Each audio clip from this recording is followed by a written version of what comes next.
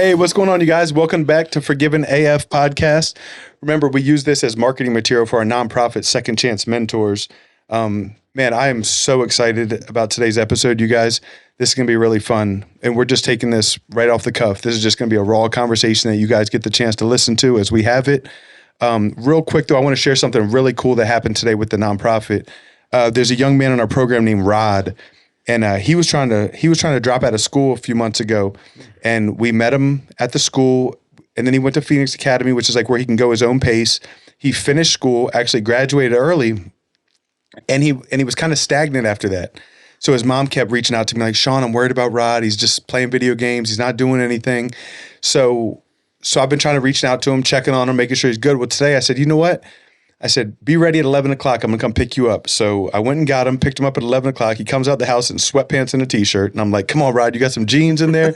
He's like, no, I don't, Mr. Shawn. So we went and got him some clothes. And then we went to eat at El Primo's, which is Todd Tenori owns El Primo's. He's been a huge supporter of our program.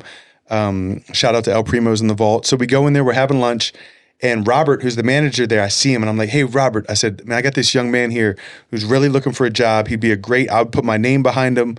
And sure enough, he got hired on the spot. Actually, he's there right now working. He had his first day. They said, can you go home, get some black pants and be back by 5 o'clock? Wow. So, dude, I'm just so excited about it. His mom called me crying, saying, and I was just the vehicle. I'm not trying to like pat myself on the back. It's just so exciting to be able to be part of that, So hopefully, I told him, I said, look, Rod, I want you to go in there and be the best dishwasher that place has ever seen. Yeah, you know what exactly. I mean? Like, yeah, you have like to. it doesn't matter what job they give you. It doesn't matter if you're taking the trash out. Take out the trash like no one's ever taken the trash out before. You know what I mean? Like, Yeah. And if you can do that, like, you know how fast I'm just basically trying to tell them, like, you know how fast you can move up. If you prove loyalty and you're a hard worker, man, they'll find a spot for you. So anyways, I just want to share that, something that I was like really proud of. And that was a really cool thing to see happen today and see him kind of take that first step in life. But anyways, enough about that story. So today's episode, man, this is really cool. So y'all know I kind of go back and forth between two churches, but I spend a lot of time at Life Church in Mansfield. And a lot of guys there know my story, and they had come up to me and be like, hey man, we partner with this really cool program called Hope is Alive. You should look into it. So I filled out like this, I don't know, almost like a interest form type thing. Yeah, it was like a sign-in sheet. Yeah, like a sign-in type sheet. Yeah, that's what it was. It was a sign-in sheet. Yeah. And then this lady set it up for me to come up there and like just bring dinner, right? I had no idea what I was going to. I had no idea what I was getting myself into. But I get get dinner and we go up there. It's like 5 o'clock on a Sunday. And dude, like it was such a cool thing. And I'm going to save that because I want to kind of wait to get into the program and everything because we're going to talk about it. But there was a guy there, Trevor, who super impressed me. Like, and not to be weird, like he was a good looking, well-spoken, was like, and took charge of this meeting, like these meetings. And again, I don't want to get too much into that because I don't want to take away from, but like, dude, the way he ran this meeting with this, like this godly confidence of sobriety, which I was like jealous of too. I was like, man, that's like jealous in a good way. I was like, man, I want that. You know what I mean? Like I'm clean, but I was like, I want that. You know what I mean? Like just the way he was like proud of it.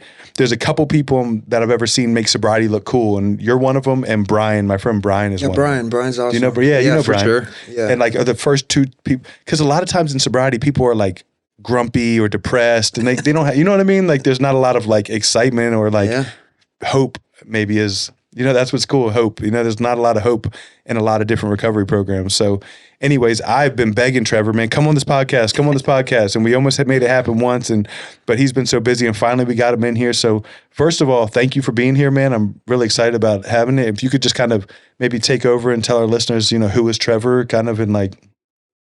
Yeah. Well, first of all, dude, you were telling the story about the young man that you helped get a job, and it made me think like, real life miracles happen all the time, like everywhere, dude. And I think that the world and everything is so consumed with evil and just like negative stuff nowadays, and what's Trump doing, and we forget about stuff like that, right? Like that could be a catalyst for this dude's future. That's so good.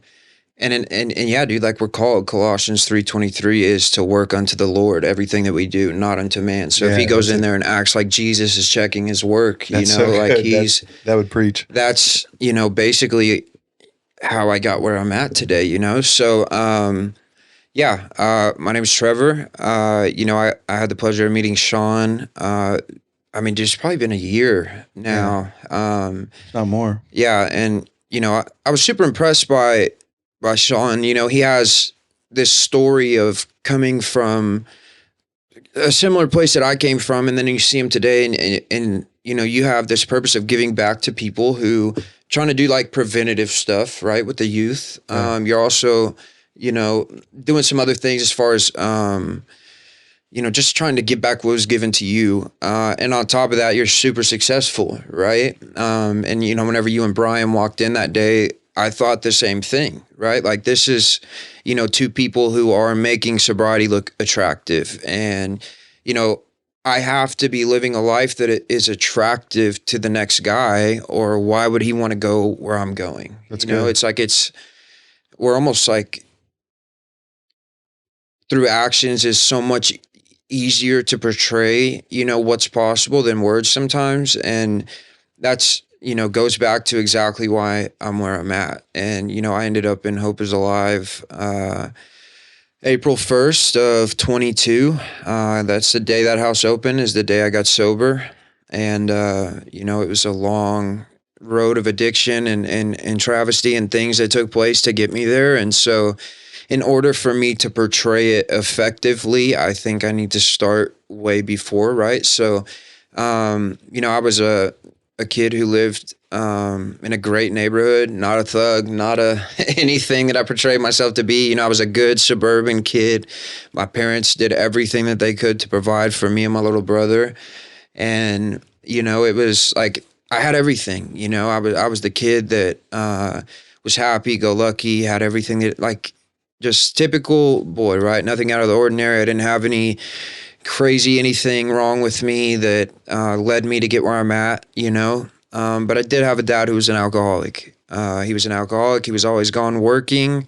And, whenever he was home, it was just a kind of thing like, hey, I'm going to drink until I go to sleep. Don't bother me, So my dad is basically a stranger to me, until I'm 10, 11, and 12, where he started working in town more. And, this is a guy who expected perfection out of me. It was a kind of dad who wouldn't allow me and my brother to like mow the grass because we can't do it right, just super didn't show affection, didn't say I'm proud of you, didn't say I love you, none of these things that a young boy needs, right? Like it's in our DNA to need to feel accepted, significant, secure, whether men want to admit it or not. Like we need that. We need to feel Big that. time. Yeah. And I didn't receive that from the only man figure in my life. This was a guy who didn't show emotion, and whenever we did, we got chastised for it. It was like, hey, dude, pick up your bootstraps and keep going. Yeah. Nobody's gonna do it for you.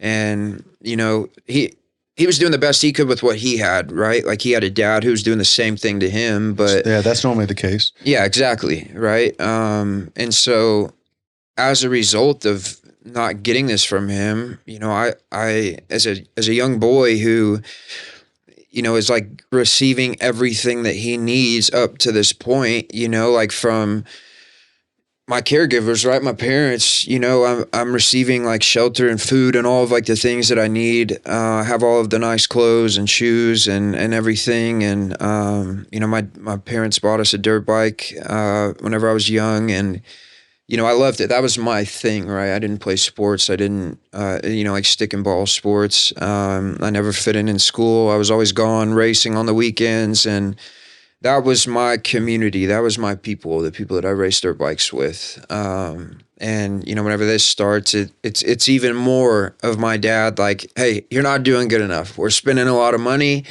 I need you to win. I need you to take this serious. And I'm a kid who's just trying to have fun. Yeah. And I am, right? Like I'm having fun. And in the moment, I don't know this is affecting me, Yeah. right? Him treating me like this, I have no idea.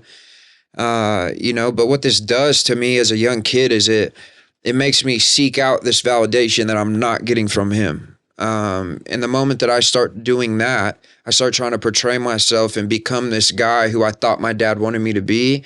what I'm doing is getting further and further away from who I really am. Yeah. And the more that I do that, you know, I'm living this lie, you know, I'm portraying myself as this tough kid.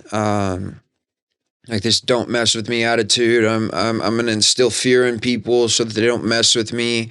And I'm doing this because I don't want everybody around me to know that I have low self-esteem and that I really don't like myself and that I think that I'm fat and I'm ugly and I'm not, and all of these negative self-talk that I was giving myself, I didn't portray that, and you would have never known. And, you know, Hope is Alive has taught me that this is like, you know, we have this moment in our life where everything changes, right? Like where I realize the world's not perfect.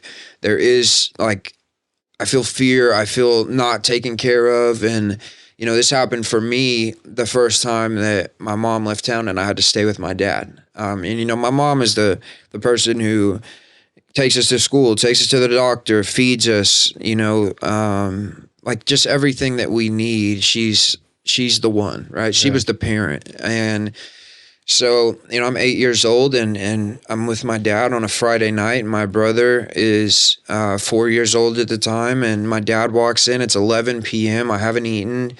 You know, like I'm just like wondering, where's my mom? When's the meal gonna come? I'm terrified of him. I don't want to go out there and ask him, right? He's a stranger. Mind you, this ain't a big deal looking back, but as an 8-year-old, it was, right? Yeah. Like my whole sense of security in the world, like everything was just shattered in this moment. And my dad walks in, he's like, hey, I can't find your little brother, and I need you to go look for him. So, you know, back in the day, you know, this is like 2004, so there's no cell phones, and we just used to ride bikes around all day in the summer and chop it up with the boys in the neighborhood and go do, you know, tricks, just like stupid stuff, you know. Kids don't grow up like that anymore. Yeah, no. And I was blessed to grow up that way, right? Looking back, I had a great childhood. Anyways, right, like he sends me out on a bicycle at 1 a.m. looking for my little brother. It's dark. I'm knocking on doors all throughout the neighborhood of where we were that day. Can't find him.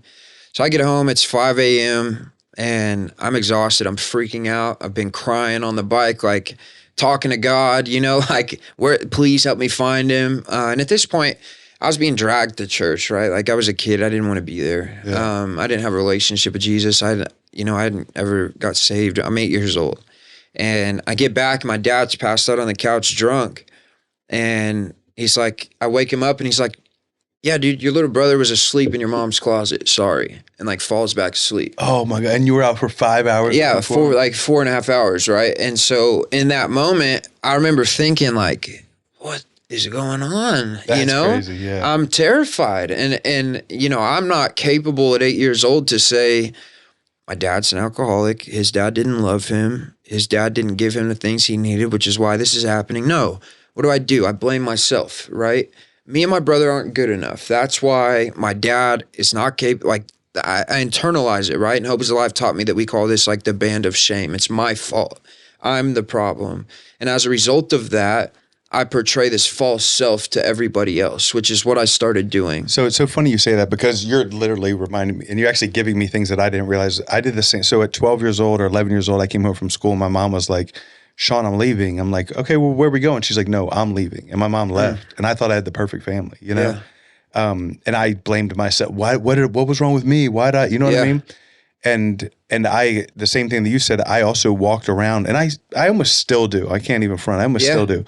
I walk around with this confidence of like, you know, and people be like, oh, that guy's cocky. But on the inside, I'm like this scared little puppy dog that's like terrified of every single thing.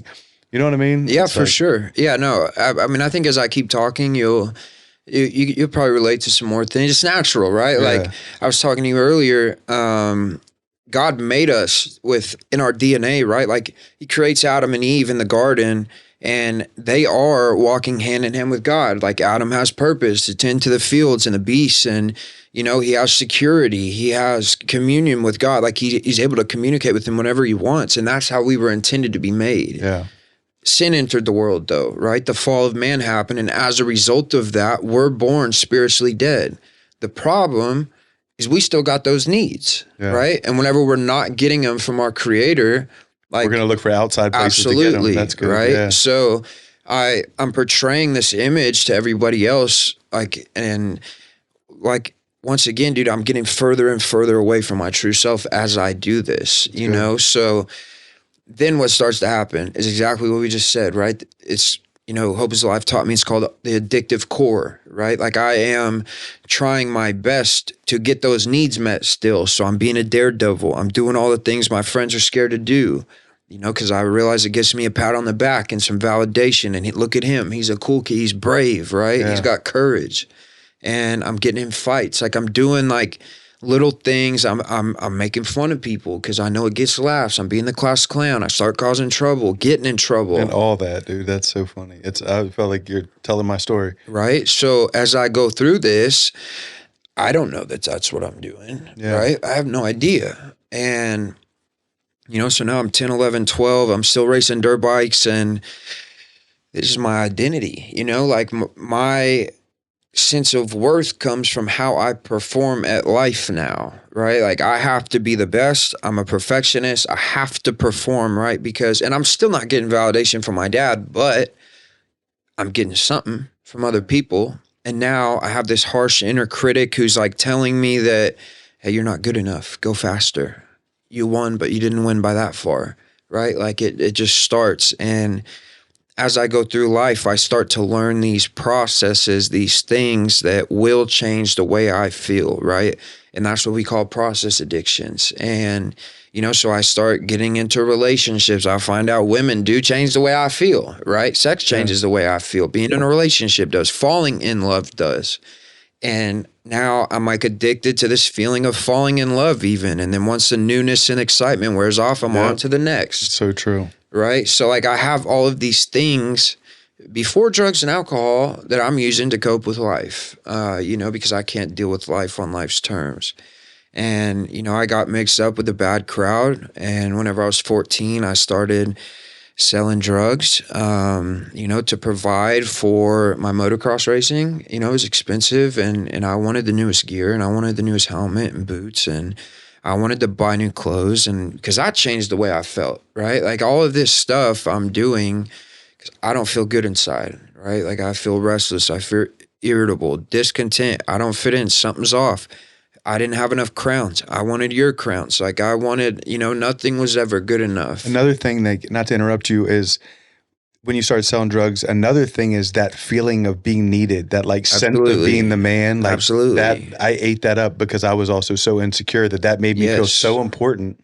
Like, selling drugs to me was more about that validation from other people than it was for me about making money. Absolutely. I just threw it all out the window. No, for sure. And that's what I was about to say is like, now this is part of my identity. I'm the guy in school that everybody knows, everybody needs. I'm the one who phone blowing up. Absolutely, right? Like, every time I get a hit on my phone, it's like validation, and further and further away from little Trevor. And I have no idea, right? Like, this is the way life is supposed to be. I see it in the movies, I see it, I hear it in the music, everything. And so this goes on from, 14 to 18, and just doing like everything known to man that is not good, causing harm to people. I'm just getting into nasty things and doing stuff that I would never do, that I was never raised to do, to look cool, right? Like, now the people I'm trying to fit in with are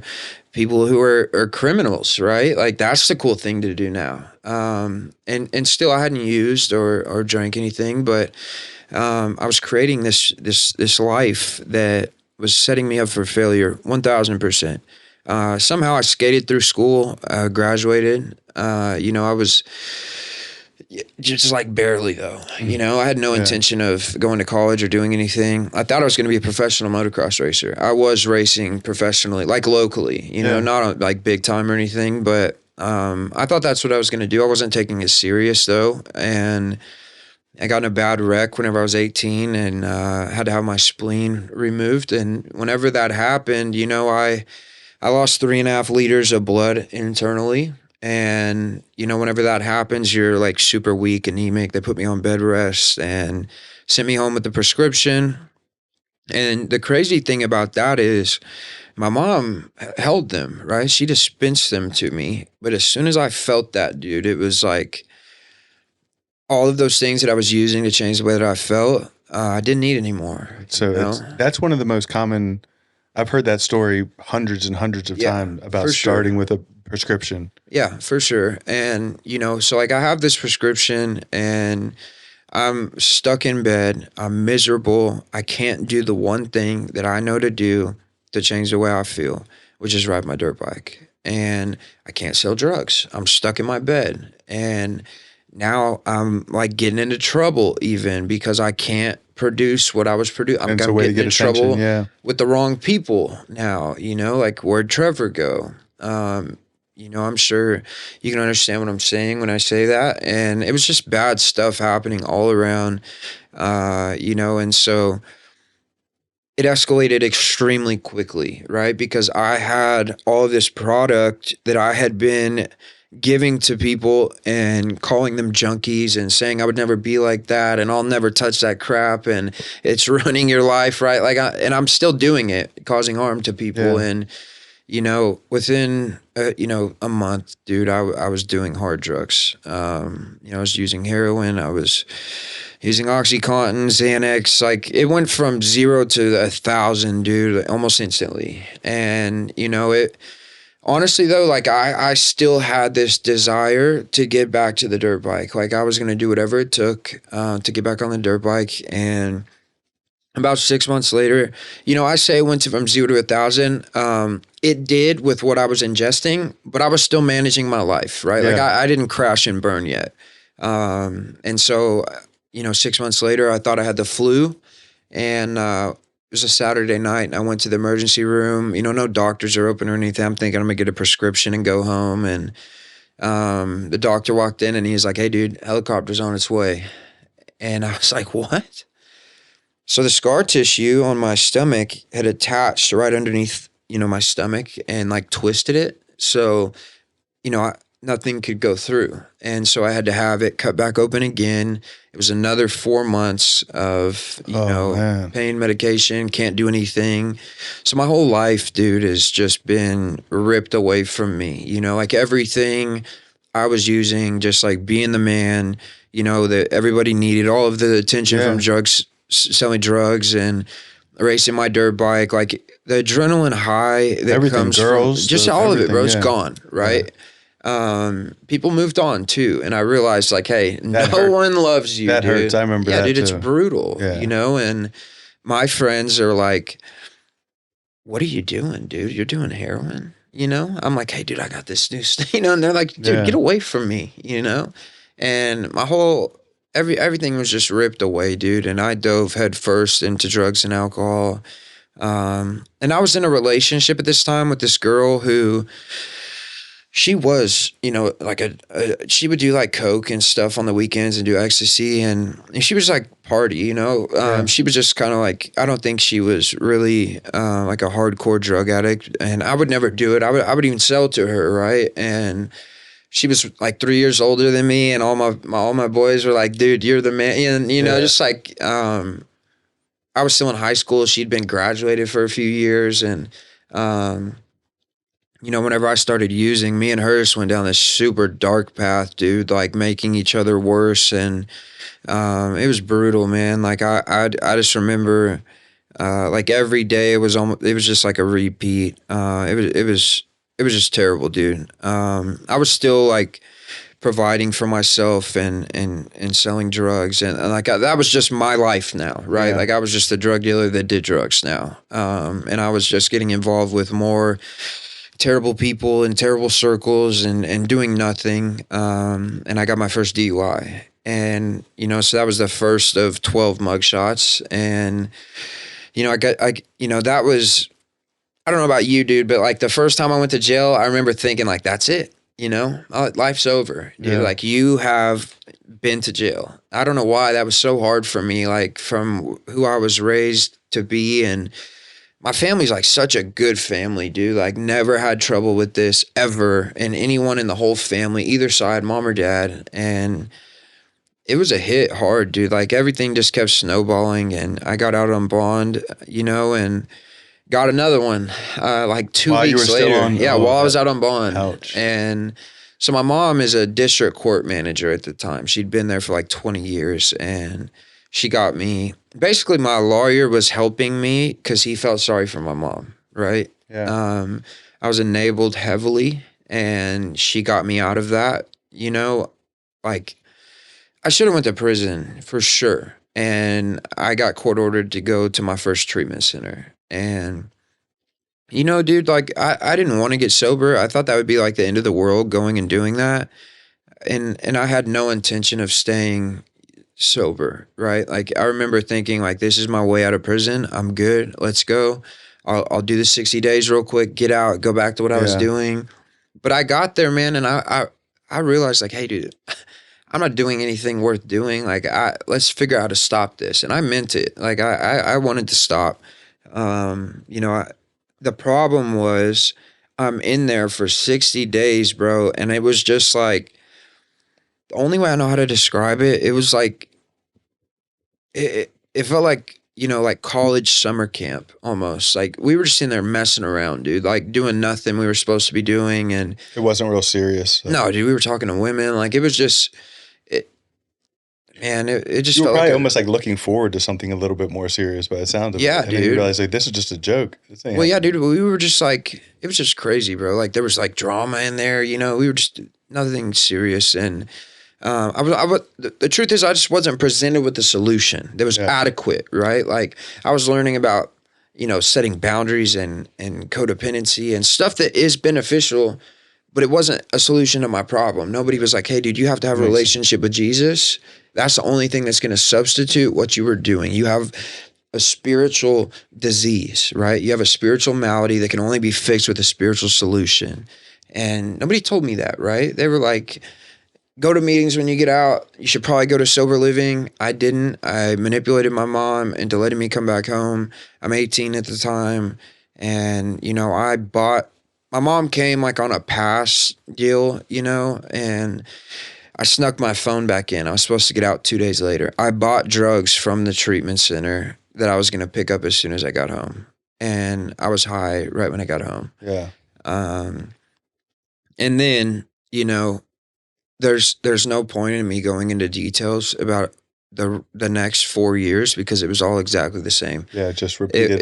It was me, getting in trouble, violating probation, and sitting in jail for a little bit, and my mom getting me out of it, going back to treatment. That was it, over and over. Over and over again. Over and over. About 7-8 times. I did that, and now there.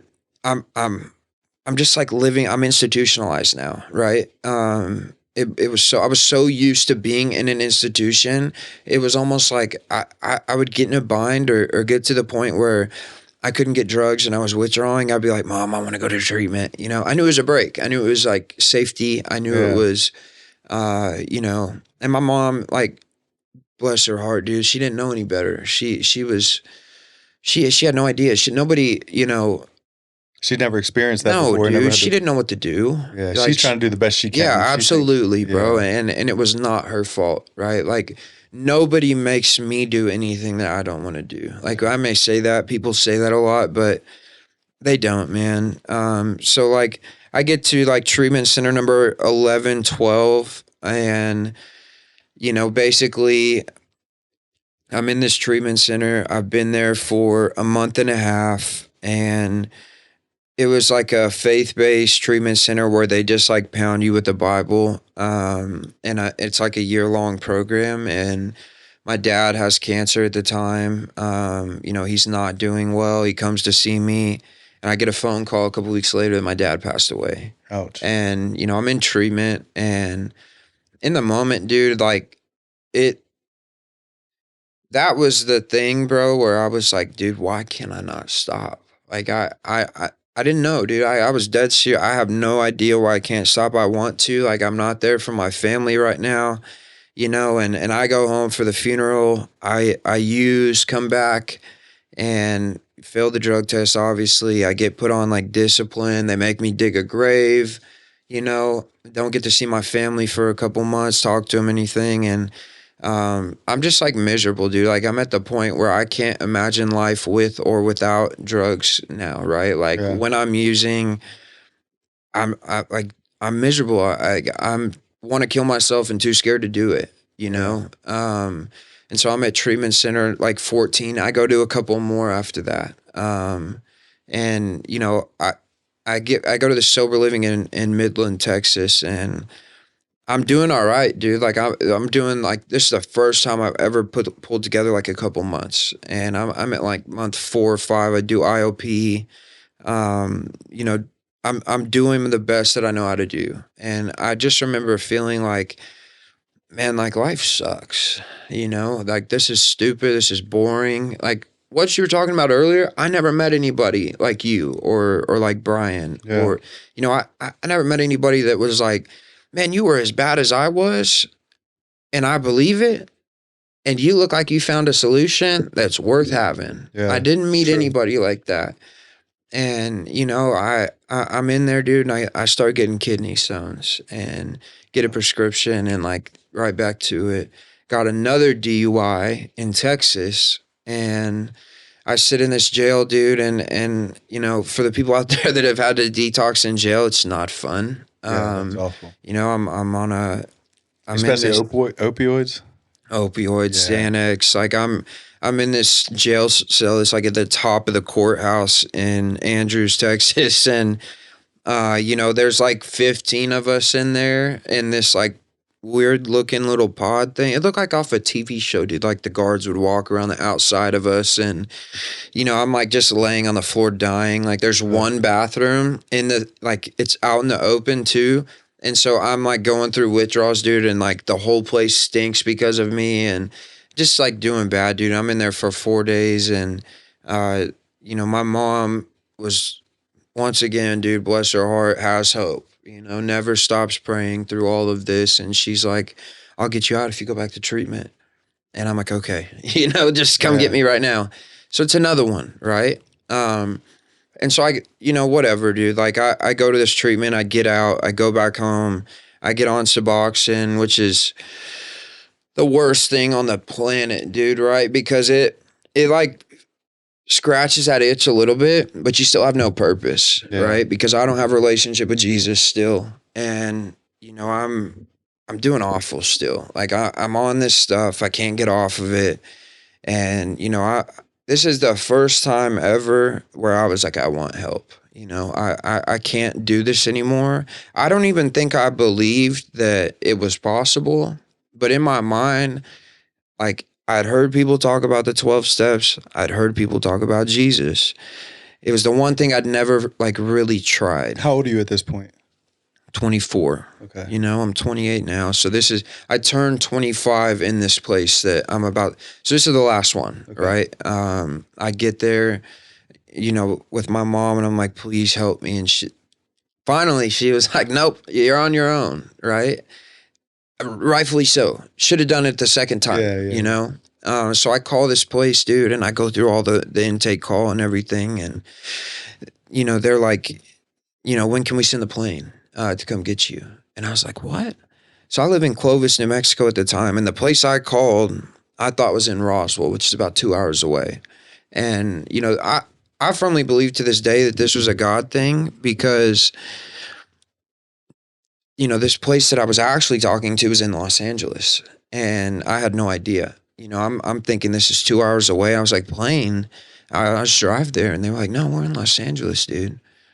And I was like, all right, you know, send the plane tomorrow. I'm ready. And I get picked up from the airport, and you know, they pick me up in this nice Escalade, dude, like this beautiful Escalade. And just, I don't know if people, these treatment centers, and you've been to 14 of them, these things are not cheap. No, Like, dude. there's been a lot of money put into your sobriety. A lot of money, a lot of stress, a lot of time, dude. Like, your poor mom's finances behind. I'm just thinking about all racking out. my mom, my grandpa, like everybody, Yeah. right? And dude, my mom, she used to have to drive me to them, right? Like, and drop me off with people sometimes, and Yeah. I would just be blitzed, right? Like in the back seat. And I remember this one time, dude, I was so so out of it, bro. Like I was using, fentanyl comes into play after a while, right? And I'm shooting up and I'm doing everything, and I like fell asleep with this ice cream cone in the back of her car and like nodded out and was just everywhere. I put her through so much, and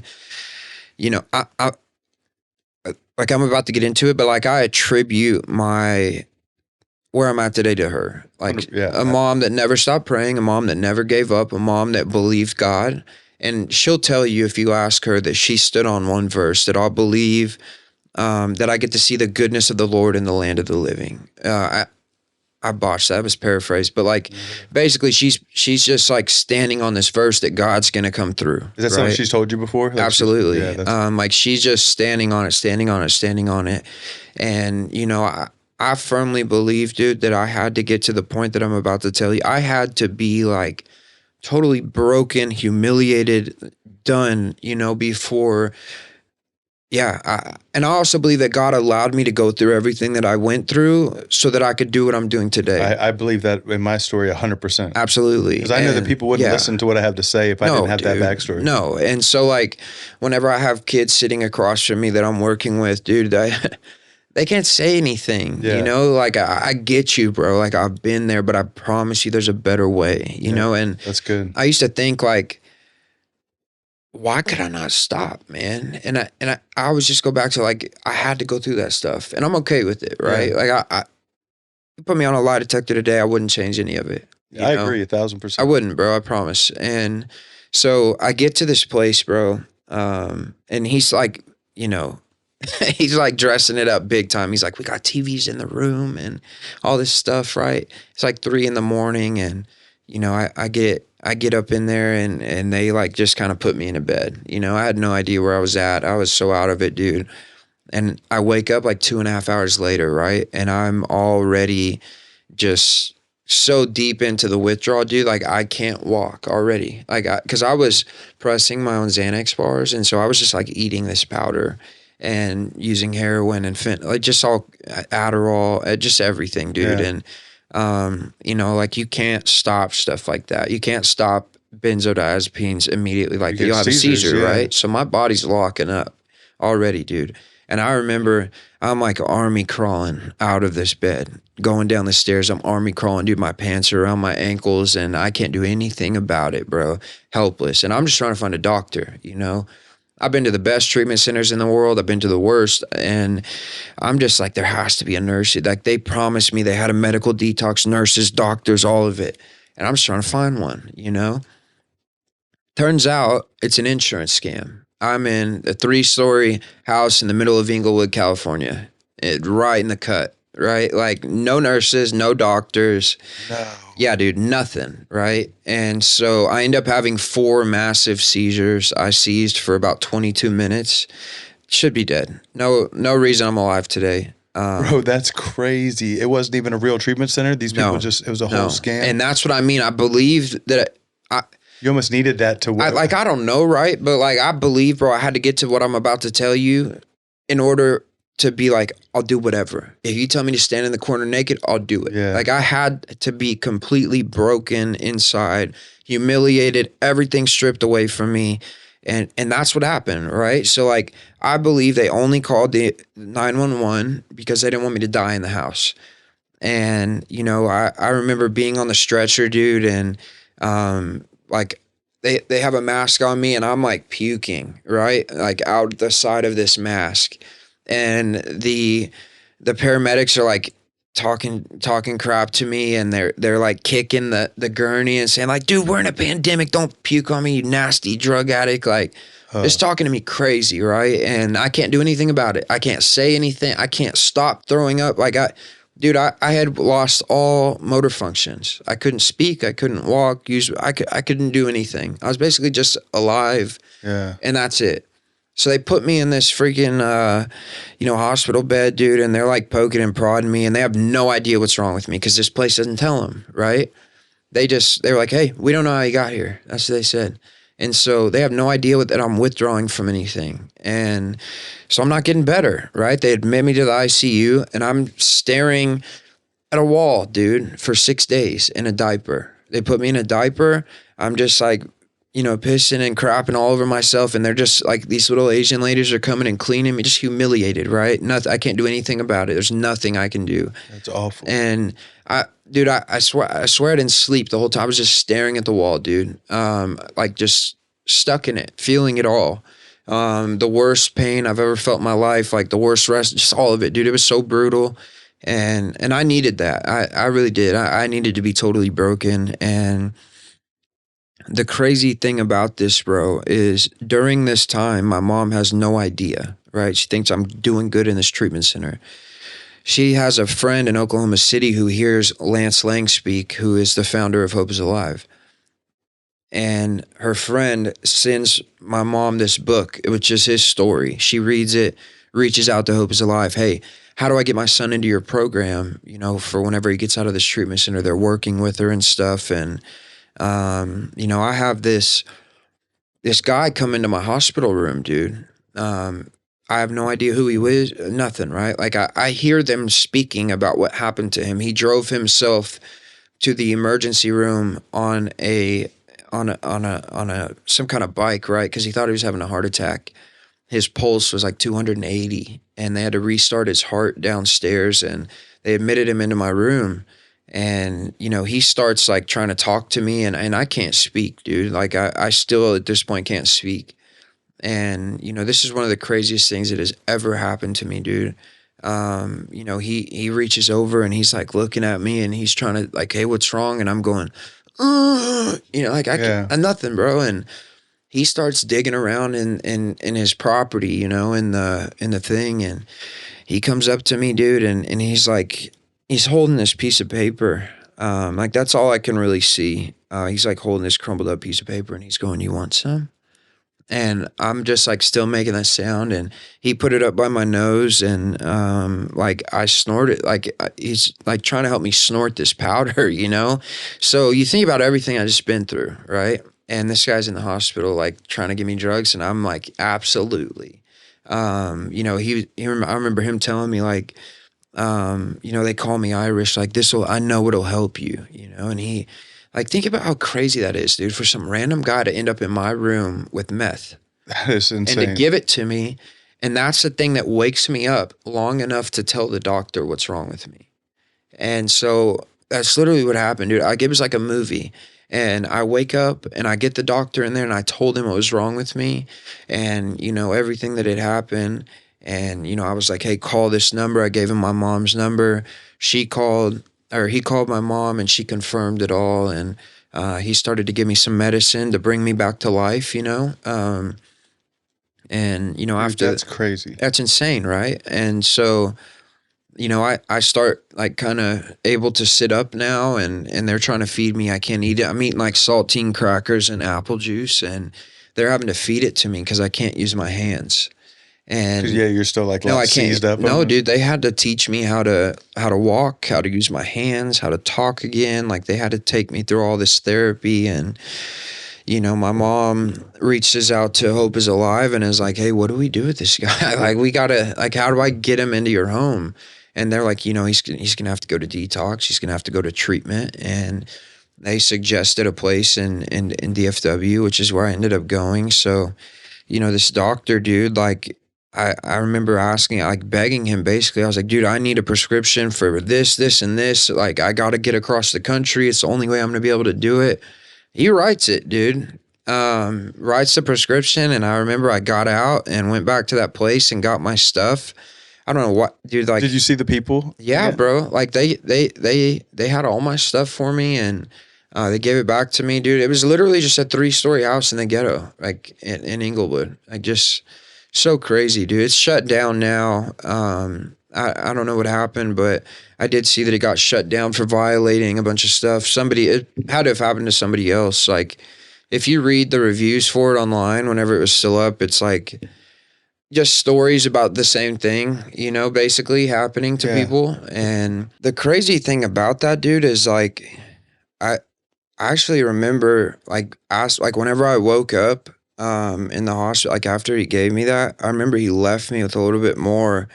And I just remember thinking in that moment, dude, like I knew it would end up here someday. Like I actually remember laying on the floor in that place thinking like, this is bound to happen. Like I'm not surprised that I ended up here As far as ended up in the hospital, ended up at that fake at that rehab. place. Like I get just on the ground, helpless. Like Yeah. I just figured that it would end some crazy way like that. And I remember I called off that guy's phone to my mom, and I like, you know, he ended up talking to my mom even for a little bit and like telling her like, hey, yeah, I got your son in here. He's good. Like just The insurance scam guy? no, like the guy who gave me the meth. Like I called my mom on his phone, and you know, I could like barely talk, and we came up with this plan, you know, after like the doctor wrote that prescription, and I ended up back at that place at night to get my stuff, and you know, they like wouldn't let me charge my phone on the property. So I've got like 2 big suitcases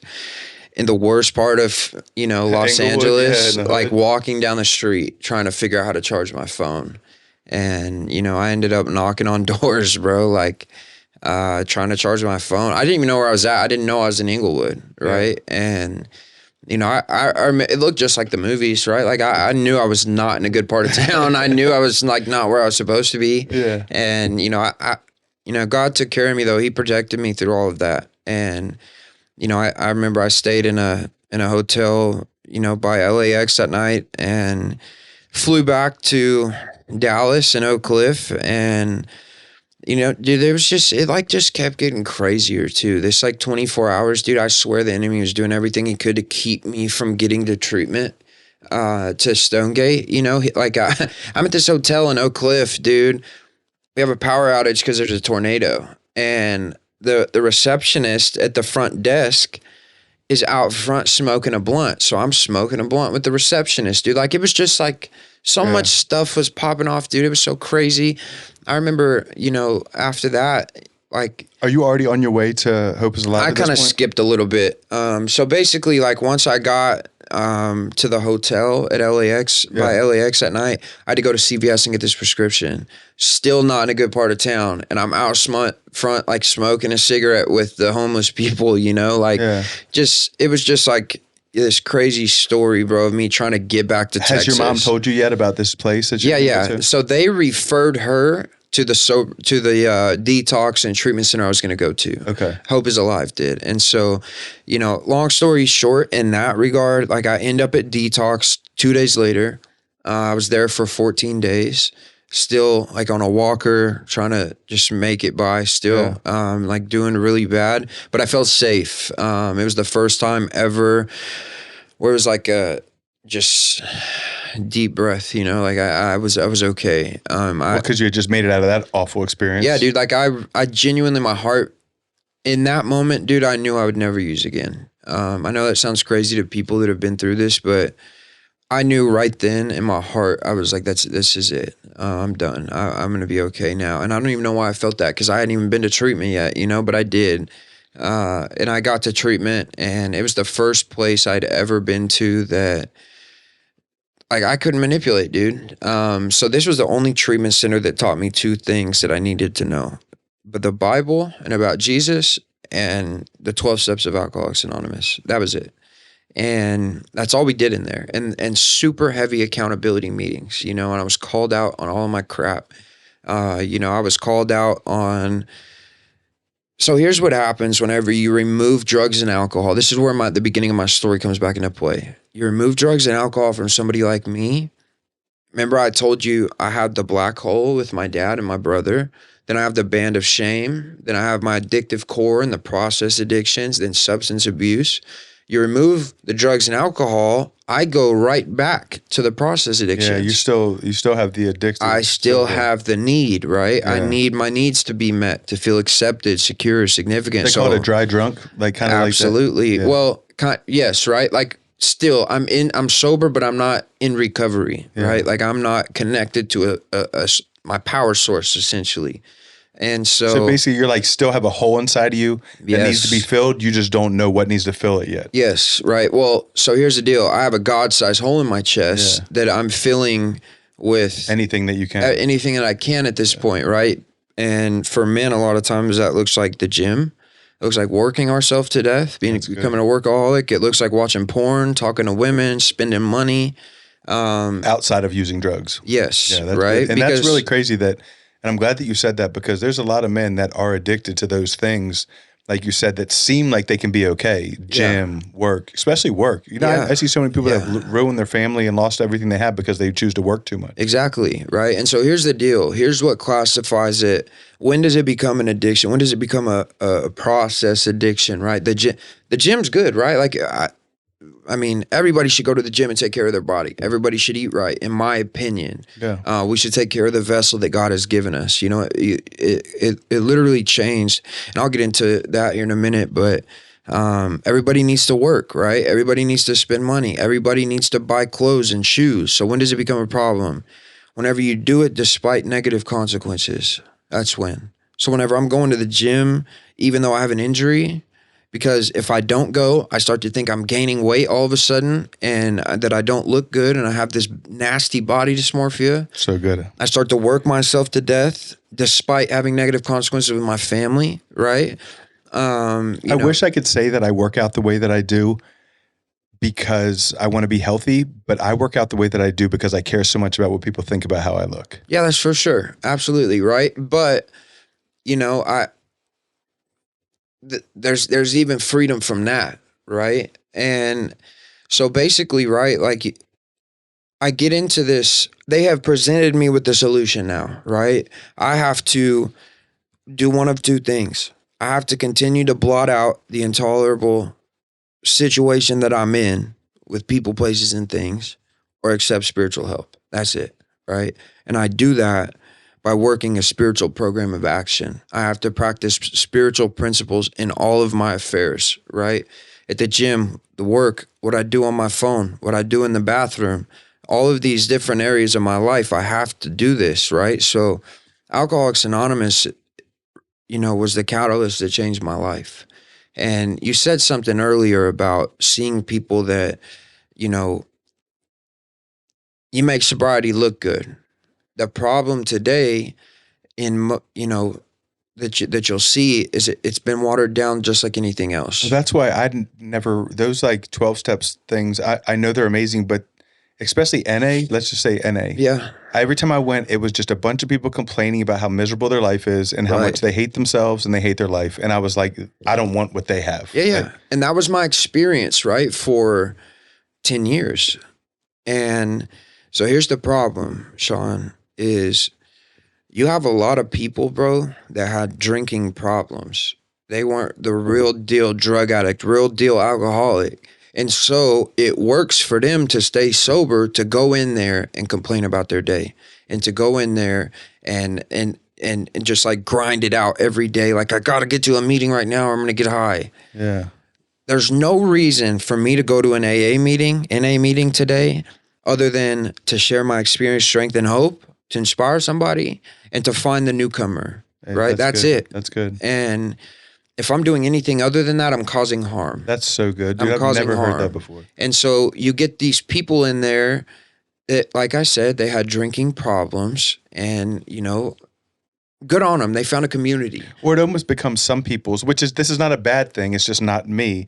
It becomes their identity, and this is their social event. This is what they do socially. Exactly, right? Yeah. And I get it, bro, but like that almost it's killing people today, bro. Dude, I love what you just said. I want to reiterate that. Like, if you've been in, you know, NA and AA, and I'm not saying this to everyone, but I really like what you just said about how if there's a reason for you to go to meetings, it's to share how you've overcome to help someone else, or to reach back and help someone new there. And it's not to go and self-pity, woe is me. That's for your counselor. That's so good. That's for your counselor. That's for your mentor. That's so good. It's not for everybody else, but you're killing people, right? So, and I'll get into that. It's like bleeding on people, right? Absolutely, dude. Like, what are you doing? It's selfish of me to go in there and complain about anything. I need to go in there and present a solution to people so that they want to grab onto it. I love that. That's dude. it, bro. That's like, so good. If I'm doing anything other than that, I am causing harm. I love that. Right? So, you know, very briefly, I'm gonna go through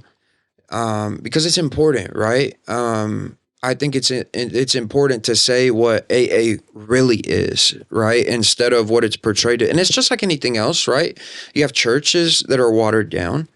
and they misconstrue the Bible. That book was written for a very specific purpose. You have like this first initial step, which is like, I have to be convinced that for the rest of my life, I will never be able to pick up a drink or drug or mind altering substance and not react in an insane way. Like, there's no way. And that's where I have to admit that I'm powerless over that, right? Like, whenever I ingest it, I cannot control the amount that I use. And when I want to stop entirely, I can't, right? Despite anything. The only thing, and so here's the deal. Like, we suffer from this like allergy, right? Of when I ingest it, it manifests itself as this phenomenon of craving. Like, I can't get enough. And it's been proven, they've mapped drug addicts and alcoholics' brains where like people wonder, why are you choosing that over your son, over blank, blank, and blank, right? They don't have a choice. Like, it's been proven that, once you become chemically addicted to a substance, that substance in your amygdala gets above eat, sleep, and reproduce. Like, it's there, and they cannot stop despite consequences, despite what's about to happen. It doesn't matter. Like, the choice is gone. So if that was the only thing wrong with me, though, people would go to detox, get chemically detoxed, and never use again.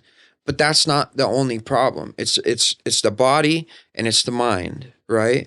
And I suffer from this obsession that one day I can drink and use like normal people again. This time will be different, right? I can have just one and enjoy it. I can control it and enjoy it. But I can't do that. If I'm controlling it, I'm not enjoying it. And if I'm enjoying it, I'm not controlling it. So I have to know in the bottom of my heart, like, I can never, ever, ever pick up again. If I do, that is how I will react. See, that's really good. And I just want to be, for full transparency, I don't want to give off the wrong idea about myself. Like, I will every once in a while have a drink with my wife. Like, so what? And I'm able to control, or I have been able to, but it's a very, very, very slippery slope for me. I have to, you know what I mean? Like, yeah, no, so here's the deal, bro. Like, I'm not the guy to sit here and say that anybody shouldn't do anything. I can't. No, and I just respect that. I just don't want to I don't want anyone to be like, oh, Shawn's fake. You know what I mean? Yeah, no, of course, bro. I respect that. Absolutely. I've tried that, right? And it always, like, I can't, right? Yeah. And so as a result, right, like, so how do I avoid that obsession coming into my mind? You just stay clean completely. But you have to fight the obsession, not just, like, how do I stop that from coming in, right? Yeah, I have to have a spiritual solution. Like, God is the thing that keeps that from entering my mind. Because once that enters my mind, I'm not calling nobody, right? Like, it's over with. I'm not doing anything, dude. Like, I'm gonna go pick up. Yeah. You're not gonna convince me otherwise. And like, a lot of times, dude, I don't even know why I did it. You put me on a lie detector, dude. Like, I don't know what happened. I was just there. Like, people say that all the time. All of a sudden I was at the liquor store, right? I believe that. That's true. And so here's the deal. Like, I have a daily reprieve based on the maintenance of my spiritual condition. That's it. And a reprieve, whenever they wrote that book in 1934, it meant a stay of execution to hold off punishment. That's what I have today. And so in order for me to stay sober, I have to stay reliant upon Jesus. Like, he has to be my primary way of dealing with life. Yeah. So the problem with me all of those times, Shawn, was I would go back to these process addictions and these other ways of dealing with life, right? And if I'm doing that, Jesus is not my primary way of dealing with life. So I am out of the reprieve. And if I'm out of the reprieve, I'm gambling with my life. So how do I stay there, right? That's the like what AA, gets you in the door, right? So you write this inventory and you figure out your character defects. Like, that book calls it a character defect. The Bible calls it sin. Yeah. And this applies to anybody, right?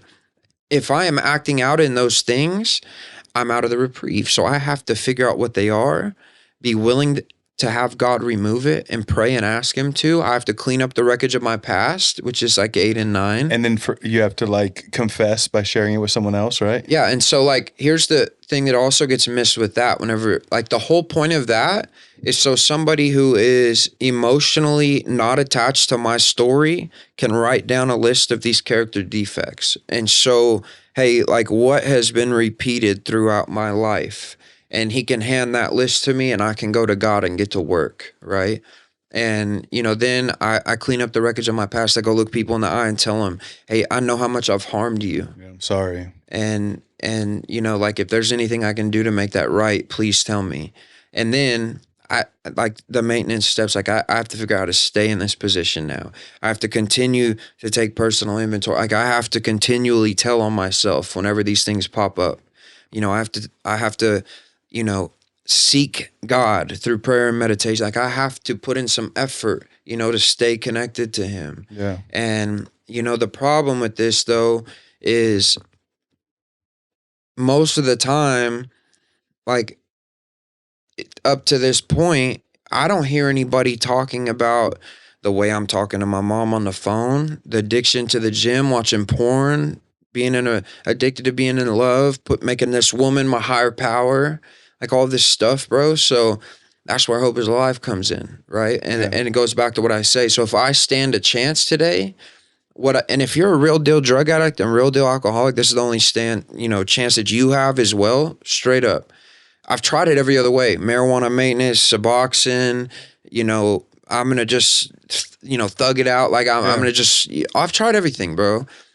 What I have to do, remember I talked about the rings, right? Like I have to go from this substance abuse ring. I come into Hope is Alive, like I told you, and now I'm at the process addiction ring. My goal is to get back to my true self. I've stripped away everything that's blocking me from my creator now. And I have to stay there. I need to be getting my validation, my needs for acceptance, significance, and secure directly from him. That's good. And nothing else, right? And I'm not perfect. I struggle with this stuff all the time, which is why once I get back to my true self, dude, that's like I'm in the bonus round of life. Like I today, dude, I really do walk in freedom. I walk in not thinking about what other people are thinking about me. I can do and say what I can say no. I can set boundaries. I can look people in the eye and be intimate with another man. I could hold people accountable. I can receive accountability. I can admit when I'm wrong. I can admit like, hey man, I've been struggling with watching porn. Like I could admit whatever I need to admit. Because before, dude, I was just crippled with who do I need to become to get you to like me? So good. I'm going to play the game, right? I'm going to manipulate you and to get what I want and to make you my friend. Whatever I need, like I'm going to do that. And so I have to get to the point where I'm just raw, right? Like I'm little Trevor again. Yeah. And once I get there, now I got to figure out how to get you there. And once, like that is my story. Can we talk for a little, just for a second about can you tell us how Hope is Alive is set up and kind of like what? Yes. I mean, it's absolutely. not like there's any sort of like secret to it, right? Like, No. I was about to get into it. So, right. Like, so Hope is Alive. It's not like a treatment center. They're houses. So right? Up to this point, Shawn, I had been in 15 treatment centers, 4 other sober livings.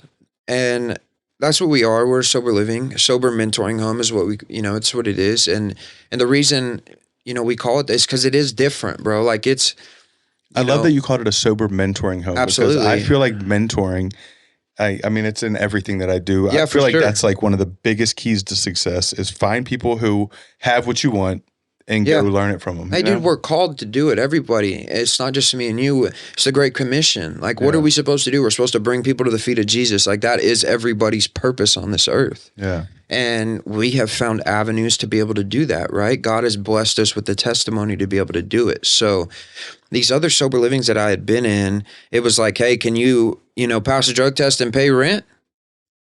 Okay, come on. That's all there is to it, pretty much? No. Yeah, right? Like, so you come and there's no structure, no accountability, there's no community, it feels no like fellowship. Just a straight business. Yeah, bro, it's like a little bit, it's like a drug test and a few things, right? And some of them are a little bit different, but I walk in the doors of Hope is Alive, and you've seen the house, right? Beautiful, dude. It's a big old mansion in North Arlington. Yeah, it's a massive house, right? Yeah. Beautiful home. It doesn't feel like an institution at all.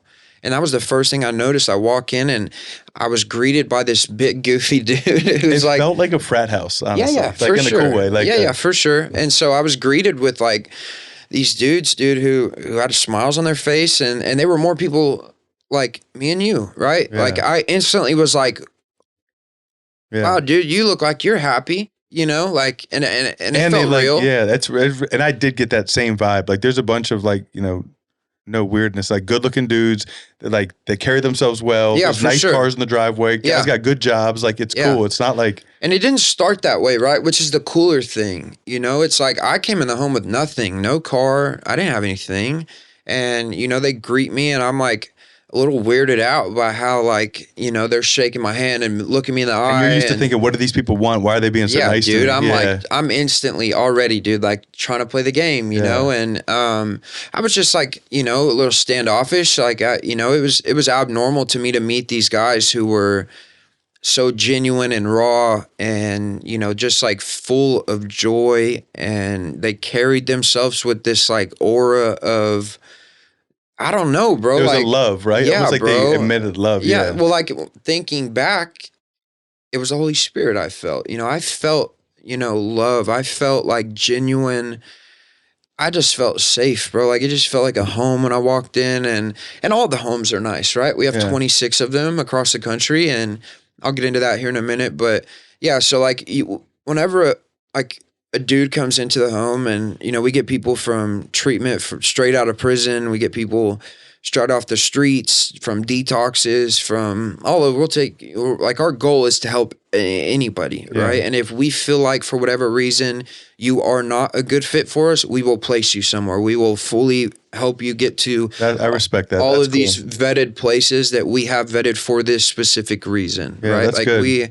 we accept anybody that calls. We have a 24-hour, you know, hope line that you can call if you need help for anything, even if you're a family member. And I'll get into that too. But yeah, dude. So like we're a 3-phase program, and this is where it is different. It's not a treatment center. Yeah. So, you know, you have a curfew, 11 p.m. You can have your own vehicle.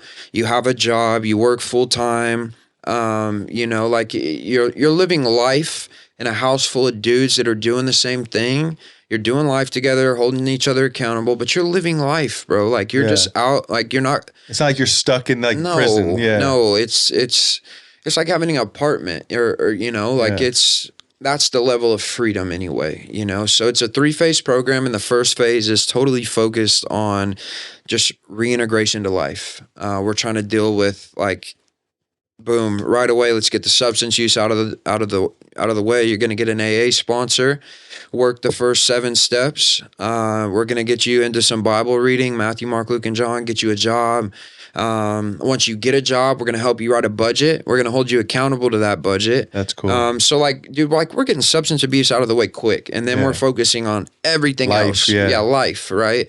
How are you talking to your mom on the phone? How are you in traffic? How are you, you know, like all of the things I discussed earlier. We're not getting into the process addictions quite yet, but you know, we're just trying to reintegrate you into life, right? Get you back into routine. Get you some wins and some get you confidence some under wins, your some belt. Yeah. confidence. We're going to get you into the weekly Bible study. Every Sunday we have an awesome meeting, which is what you were talking about earlier. Yeah. So at the meeting, every Sunday we have someone like Shawn come. They'll bring a meal.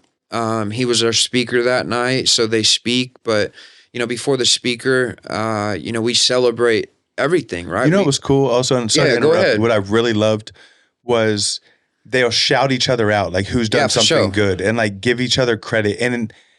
And stuff like this, like in the past, like it's something that I would have like rolled my eyes at, but dude, they take it so serious. Yeah, and, for sure. And they're so proud.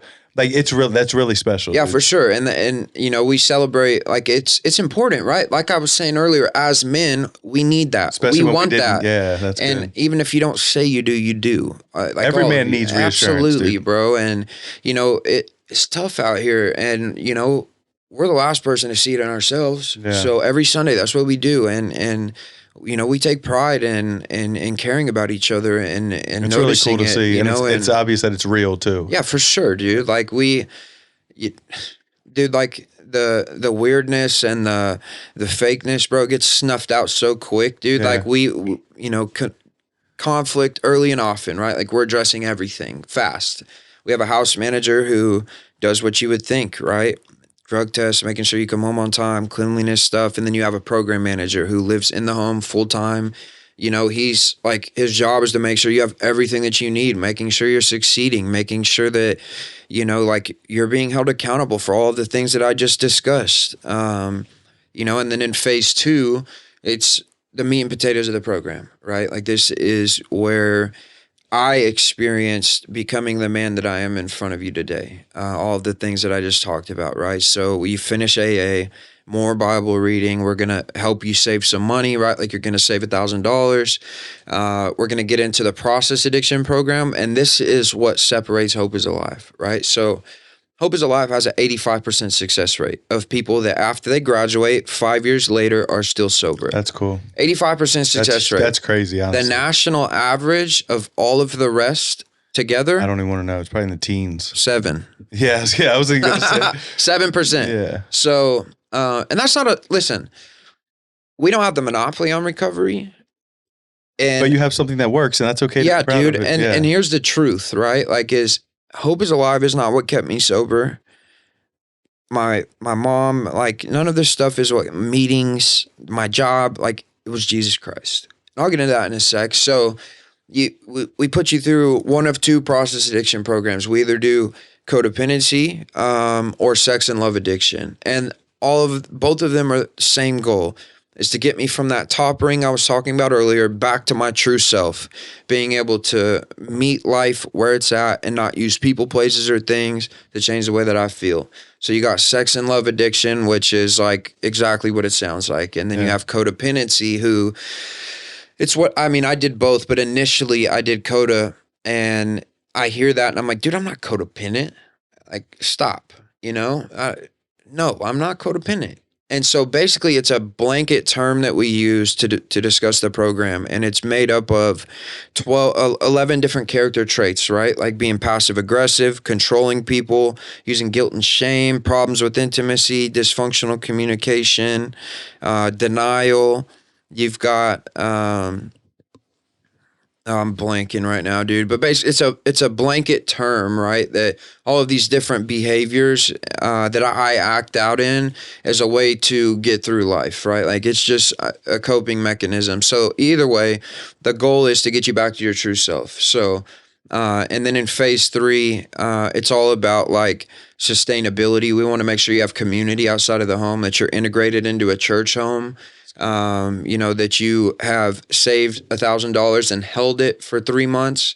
You're going to finish coda, and you're going to take somebody else through the 12 steps, right? So we have, 10 culture codes, with the last one being Jesus is always the answer. And we are not afraid to talk about that. It is and always will be the only solution that works. That's good. For a real drug addict and a real alcoholic, that's it. We celebrate everything. We take pride in our homes. We it's spotless. Show up and set the tone. That's another one. Yeah. We celebrate everything. Fun is required, right? Like it's such a massive, like if you just hung out with us for a day, dude, like it's the same everywhere, right? And we have women's homes, we have men's homes.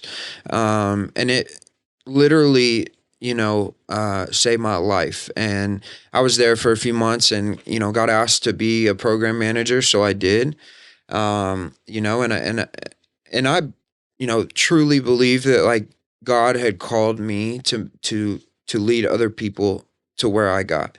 And, honestly, dude, like I thought my purpose on this earth was to work like on the front lines with, people in early recovery. Yeah. And over the last year, I don't think that's what it was. I truly believe that my calling is to lead other leaders and to equip them to be able to do that. So over the last year, I've had 2 promotions, to one to a senior program manager and then to a regional program manager. So my job today, I oversee 6 different homes, 7 employees, and so I oversee Colorado Springs, DFW, Wichita, Kansas, and all of the homes in North Carolina. So that's so cool. And how old are you, dude? I'm 28. That's so awesome, dude. And that's only 4 years removed from your addiction. Yeah, less than that. 3 years. April 1st was 3 years. That's only God could do that. Yeah, no, absolutely, dude. Like all I did was listen to the call and continue to take suggestions and continue to put my best foot forward. And you know what?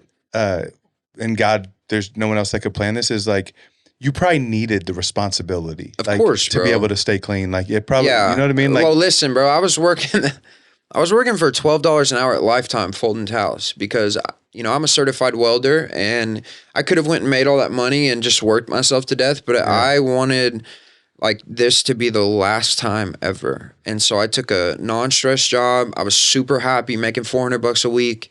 And, whenever I got asked to be a program manager, I was like, dude, piss off. Like, I'm not doing this, I didn't want it. I was honestly, dude, like, I just think I was, living in fear. I didn't or think it was thinking that possible. could you maintain it and not mess it up? Yeah. No, I was just like, dude, I don't know if this is for me. My first year was really rough. I didn't have any training or anything, and I learned through fire from screwing everything up. And today I am just like beyond blessed, dude. I've had the opportunity to lead some amazing men, and yeah, like it's just a life I could never. I got a brand new car. Like I have money in my bank account. I have purpose. I have identity that is not wrapped up in the world and work and just crap. Right? Like I feel so blessed every day when I wake up to be able to do what I do today and to just even play a small part in some other people's roles. And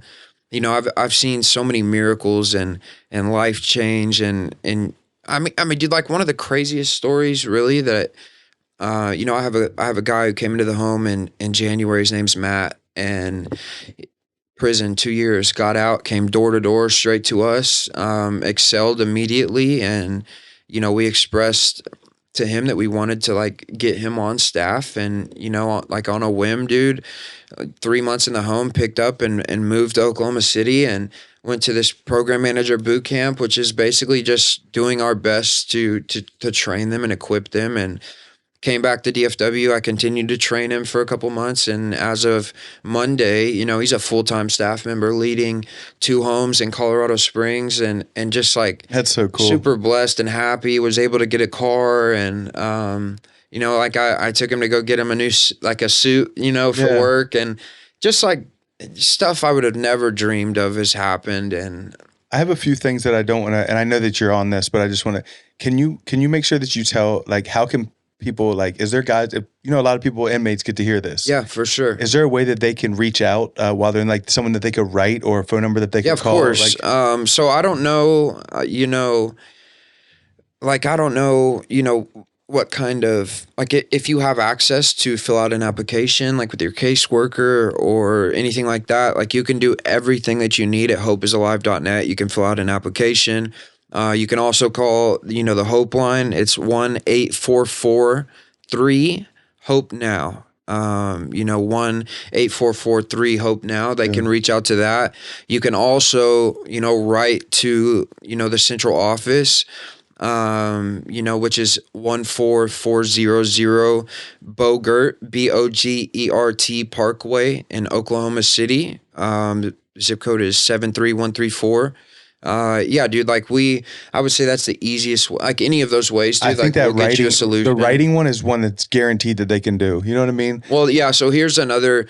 Can they request an app, like a paper Yeah, application? of course. That's what Matt did. Cool. So if you want to do that specifically, send it to 707 Buttermilk. Just like it sounds, Buttermilk in Arlington, Texas, 76006. Yeah, dude, for sure. And the cool thing also, like Hope is Alive is, so Lance started Hope is Alive. Let's say Lance Lang. Yeah. 12 years ago now. And it's so crazy, dude, like to watch what, he started out like one home. Everybody thought he was crazy and just like was faithful to God, and like continued to press forward and continue to follow the call in his life. And now there's 26 homes, and That's really cool. And the crazy thing is like the homes aren't even all of Hope is Alive, right? Like you have, so our mission is like to radically change the lives of drug addicts, alcoholics, and those that love them. And so you have somebody like my mom who had no idea what to do with me.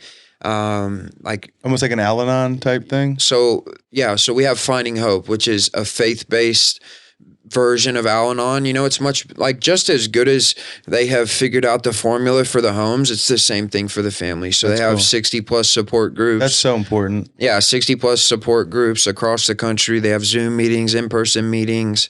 They have retreats that they have started doing multiple a year for the moms and the parents just to go. That's so get good. together. Think about the beating a family or parent takes and think about by the end of it when a kid's they got to start to think, what am I doing wrong? Yeah, what sure. What have I done wrong? How did I cause this? For sure. And the truth is, dude, it's like, it's not your fault, like ever, and you're not alone. That's also the truth. That's so good. And there's such a stigma around it, dude, where like you have my mom who like nobody would help her. Nobody wanted to even be around her. Like, what are you doing with that nasty drug addict trying to help him still? It's so needed, dude, and there's so much travesty still happening in America and all over the world, dude, and like it's my life goal to do my best to make a small dent in that. It's my purpose. I believe that's why God put me on this earth, and there's help for everybody, and they just started doing the school support program, which is basically like preventative stuff. So they go to the assemblies and do testimonies, and they mentor the kids, and they do trainings for the parents and for the teachers, and like all of it has just blown up, dude. All from like, you have this dude 13 years ago everybody thought was crazy, like just following the call in his life, and that's so cool. Yeah, dude. And then also, like on top of that, we're about to do the biggest thing that we've ever done, which is open the healing center, which is our own, rehab, right? Like we're, and the cool thing about this, so dude, rehab is like where someone goes before they would go to the house, right? It's yeah. like So think about this. Rehab, and then Think about like a baseball diamond, right? So you've got to go to detox, you've got to go to treatment, which is the second base, and then you have to go like to a recovery home or like in a transitional home, and then you go home. Right. So it's important to have this time away, separated from everything. And, we're planning on being focused on everything. It's a holistic approach. So we're going to, make sure that the food going in is like super low on sugar. Like everything's going to be that's so cool, because super healthy. People don't realize if you're eating, let's say you're trying to get clean, but you're just eating junk, and that happens a lot because when people are detoxing, they want sugar. Your body people wants get sugar. addicted to food, bro. So then they're eating this trash that makes them feel like crap. So then how are you gonna like feel good and stay clean if you're just eating crap that makes you feel down? You know? Dude, like they're gonna focus on everything. They're gonna focus on fitness. They're gonna focus on that's awesome. Having a full-time chef that's doing well-balanced meals and gonna work on everything. We're gonna work on just so like important. With the main goal of being 1,000 as much as you possibly can, like in a relationship with Jesus by the time you leave, and then going straight into our homes. That's so good. See, with me, I never went through any sort of, I could not get clean. I did not get clean. I had my son born while my wife was in the hospital having my son. I was running in and out and meeting people selling dope. Yeah, for sure. And I always thought that would be, when my son's born, I'll get it together. And when this happens. So, but I didn't have the opportunity to go to treatment. So prison, like it was just like boom, a wall hit. And I went to prison. So I had 6.5 years in prison. Yeah. That was like my little home run thing. I knew that I wasn't going to do that again. Yeah, well, I mean, like, and that's what I was saying is like why we don't have the monopoly on recovery. We're not the only, God can do anything. And I try not to put him in a box ever. This treatment center is going to be so transformative though, right? Because like the plan, like she has so many amazing things, but I'm talking about Allie Lang. She's Lance's wife, and she, like, dude, I was listening to her pitch this other day, and I was just like, almost in tears, man, because she just like goes to battle in prayer to figure out like what to do. And they're such an inspiration to me, and they keep me grounded and wanting to be better for myself. And, like she plans to have them wake up in the morning and see the sunrise every day and like go to sleep watching the sunset and do like some silent stuff throughout. Like, dude, it's That's just cool. Like so transformative, and it's not going to be a requirement to go to the homes after. Like we just want to help everybody, so it's awesome, dude. Like there's been such a massive impact, and I wish more people knew about it because like we need more, like we're not trying to like keep it in a bubble and hide, And you know, yeah, like keep we it to want yourselves. Yeah, everybody to be helped, bro. that's Like cool. that's the goal here. So Anyone listening, like he put those resources and ways to reach out to them. They're all there. So like, absolutely. and don't be scared or feel like you're too far No. gone for that. Like, you know what I mean? Like, and like, look, Trevor went to 14 facilities before he found something that Yeah, worked. You for know what I sure. mean? So like, even if you've tried 4 or 5 different things, 10, 15, 20 different things, like Yeah. try one more time. Yeah, Like, dude. And we don't care like who you are, what your background is. We don't like we just want to help, dog. Like and if for whatever reason we don't think you're a good fit for us, I promise you we will help you. Like we have an entire team dedicated to placing you elsewhere if you're not a good fit for us for whatever reason, and we're going to do our absolute best to try to get you to us, absolutely. that's good. But like we don't leave people hanging That's ever. so good. I want to say one thing, and I feel like God just put this on my mind. The house, one thing I loved about the house was it's extremely diverse, white, black, Hispanic. Like Yeah, for sure. It's not just a whole bunch of white boys. You know what I mean? So like, and that's something that has always been important to me, diversity. sure. And it is. There's people of all different races, Yeah. all different backgrounds. Like, so if you're watching this, don't think like it's just a house full of like, 15 white boys. You know what I mean? No, Like, no. There's dude. I don't know why I said that or where that Yeah, came no, from, for but there sure. could be someone that's like, oh man, that's just for, you know what I mean? Dude, I didn't want to go to a house with 15 white boys. You know what I mean? That would Like, be too, yeah. me I neither. know, bro. Like, it's I love diversity. we want everybody, dude. And I promise you that, like, another thing that was so transformative for me was like having brothers, real brothers that cared about me, that would do anything for me, that were just constantly It's so good, available. man. And it's like you don't have something to offer. It's not like you have drugs no, or money to nothing, offer. bro. I them. didn't have Like, anything. I didn't even have a car. Was that hard to take at first? Like, to Absolutely, accept? dude. Yeah. Well, no, because it's like I live my whole life, bro, and everybody wants something, you know, Always, like, yeah. and if not, I'm assuming you do, because in the end, I always find out you do. Yeah. And this was like, bro, let me tell you a story. So I was an intern making $500 a month, and I was like, I went a couple of days without eating because I was too prideful to ask for help. And I didn't want to ask my family for help. I didn't want to ask anybody. And my program manager at the time knew. And he like forced me to he was like, dude, if you don't go pick out the groceries, I'm going to do it. And, you know, he went to so many great lengths. He gave me like $2,000 a few times, you know. I paid him back, but like just the fact that he was like, I don't want it back, even if like it's all good, you know, just on a whim, dude. Like I remember I went to go and try to get my first car after being there, and it was like not going to work because I needed a $2,000 down payment. And he called me and he was like, hey, dude, what's up? Did you get the car? And I was like, nah. And I told him what happened. He was like, okay, what's your Cash App? And I was like, stop. You know, I was like, dude, there's no shot that no way, dude. Yeah. And he was like, dude, you tell me the Cash App or I'm going to get in the car and drive down there. He's in Tulsa, right? Like he just. That's so weird that my phone's ringing right now from Tulsa and I don't know anyone from Tulsa. Isn't that weird? Yeah, dude. That's No, what I'm stuff God serious. Like I've had that stuff like that happen so many times, and that's why I do what I do today. Like you know, everybody that I have a part of getting on staff, I buy them a suit. I go get it tailored. I want them to look good. I want them to feel That's good. awesome, dude. Kind of like you do with the shoes, right? Like yeah, man, I'm blessed to Dude, death. First of all, your story blew me away. It's so funny because like you think in my mind, I'm like, okay, it's gonna be the standard, you know, I couldn't get off drugs, but bro, there's so much more to your story. And I love how when you tell your story, you can tell how much work you've put into your recovery, because when you tell your story, the things that you bring up and that you're open with, like, just shows. Yeah, for like, sure. And that's all credit to HIA. Like Yeah. we call it the recovery model. Like how I told my story is what I learned through working the process addiction programs. Because, I mean, listen, bro. However you get there, there's different avenues to get there, but there's only one way I was ever going to do it, and it was the way I did it. Like I have to figure. Like I needed to be broken. I needed to. Most importantly, I needed somebody sitting in front of me telling me, like, hey, dude, I've been where you've been. I understand you. Like, I know what it's like to withdraw in a jail cell. I know what it's like to be sitting in there and not knowing when you're going to get out.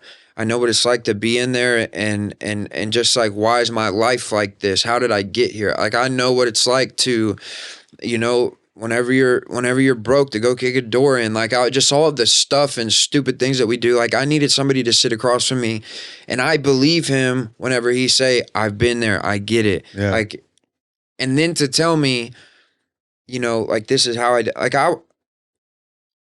after telling me the thing, like his story or whatever, and qualifying himself, I needed to believe, bro, that you had a life worth having. Like, if I didn't think you had a life worth having, why would I try to do what you're doing? No, I don't want that. Yeah, that's so which is why I never tried. Like, dude, nobody presented something to me that was attractive. That's so good. And so, like, that's why I do my best, bro, whenever I'm speaking, whenever I'm doing a one-on-one, like, I wear a collared shirt, right? Like, I want to present a life that's attractive to people. I carry myself, how I'm supposed to, that shows like, hey, dude, I found a way out. That's good. Right? Yeah. Like, I survived this. And I like my life. Yeah, bro. Yeah. Like, what do you, like, I'll help you.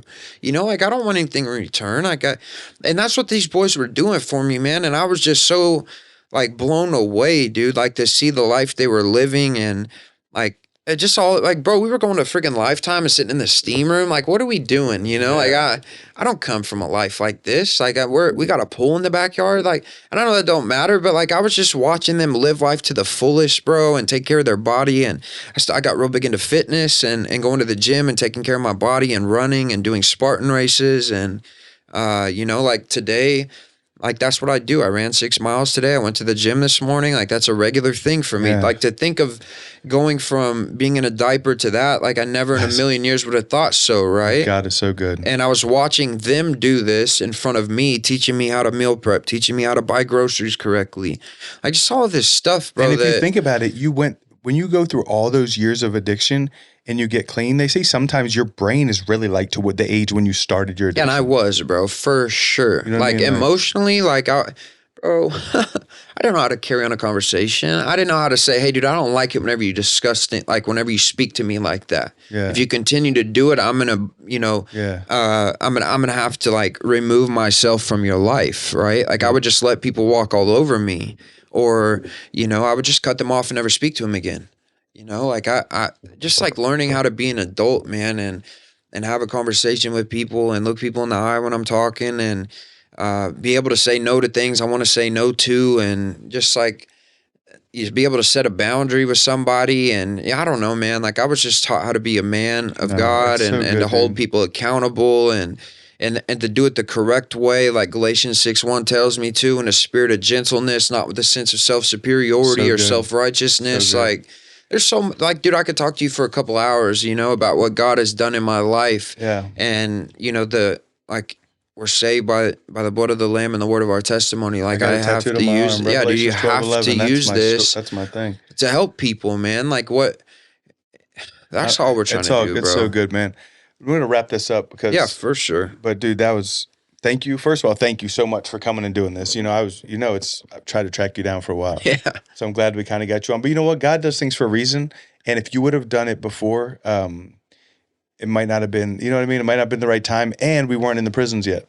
Yeah, man. See what I mean? So, so there's a reason that this all happened. Y'all, and take this serious. If you guys are watching this, outside, inside, this podcast is everywhere. So if you need some help, dude, reach out. Like, I guarantee you, Trevor would even give you, like, will you put your personal Instagram out there in case they want to, like, is that, absolutely. Are you allowed to do that? Yeah, no. So you can find me, Trevor Burger on Facebook. It's TrevorBurger. I'm not going to give my phone number out, but my Instagram is Trevor, Trevor 816. And, before you wrap this up, man, like, this is coming from somebody who thought I had tried everything, bro. Like, I went to treatment. I tried this 14, 15 times. Like, I had been to the depths, like, countless overdoses, psych wards, being in crappy relations, just like everything you could possibly imagine, bro, outside of, whatever, a few things. Like, there was nothing left for me, dog. Like, there was no hope. I didn't have anything. And I promise you, listen, wherever you come from, whatever your story is, whatever your background, why not just reach out and see if there's an option for you? It doesn't even have to be with us. Like, we will help you get anywhere that you need to go. We work with parole. We work with probation. We work with everybody possible, work with the judge. We'll do anything that we can to help people get set free from addiction. That's so good, man. Yeah. That's so good. Well, y'all, we're going to wrap this up, but remember that you're loved and you're forgiven and there ain't nothing you can do about it. Peace.